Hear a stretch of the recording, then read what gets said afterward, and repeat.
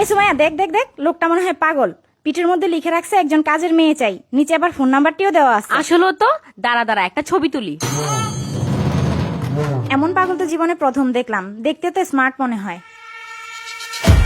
সুমাইয়া, ছবি তুলছত না, ওখান থেকে নাম্বারটা আমাকে দে, একটু মজা করি, দেখি এটা কেমন পাগল। আচ্ছা ঠিক আছে, নাম্বারটা ওঠা 01।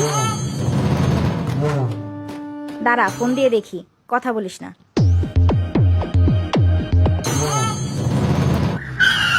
হ্যালো, আসসালামু আলাইকুম। আচ্ছা, আপনি কি পাগল? আমি পাগল হতে যাব কেন? এটা আপনি কি বলছেন? পাগল না হলে কি এরকম কাজ কেউ করে? গলায় ঝুলিয়ে রেখেছেন কাজের মেয়ে প্রয়োজন। আসলে আমার একটা কাজের মেয়ে ভীষণ প্রয়োজন, এই জন্য পিঠের ভিতরে এরকম লিফলেট লাগিয়ে বিভিন্ন এলাকায় ঘুরে বেড়াচ্ছি। কি করব বলেন, কাজের মেয়ে প্রয়োজন বলেই তো এরকম কাজ করছি। আচ্ছা বলুন তো, সত্যি কি আপনার কাজের মেয়ে প্রয়োজন? কতটা প্রয়োজন হলে একটা মানুষ পিঠের ভিতরে লিফলেট লাগিয়ে ঘুরে বেড়ায় একটাবার বোঝেন? সুমাইয়া, আসলে লোকটা পাগল না, লোকটার আসলে একটা কাজের লোক দরকার। রাজিয়া, আমারও তো একটা কাজ প্রয়োজন, চল লোকটার বাসায় যাই। ঠিক আছে, চল। মনে হচ্ছে এটা হতে পারে। চল তো চল দেখে গিয়ে আসি। কথা বলে দেখি। কে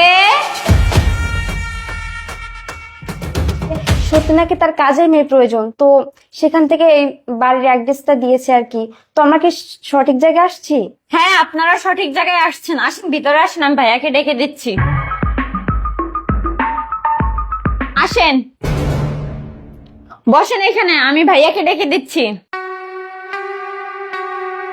সোনা পাখি রে আমার সোনা পাখি রে, আর কাঁদে না রে, আর কাঁদে না।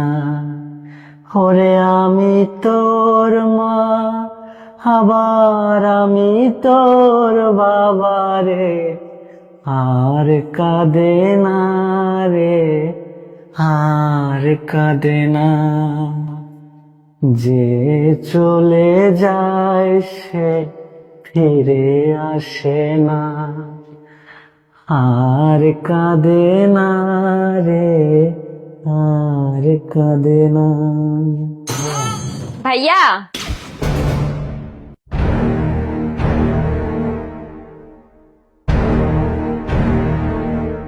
এই কি হয়েছে? এভাবে ডাকছিস কেন? কত কষ্ট করে মেয়েটা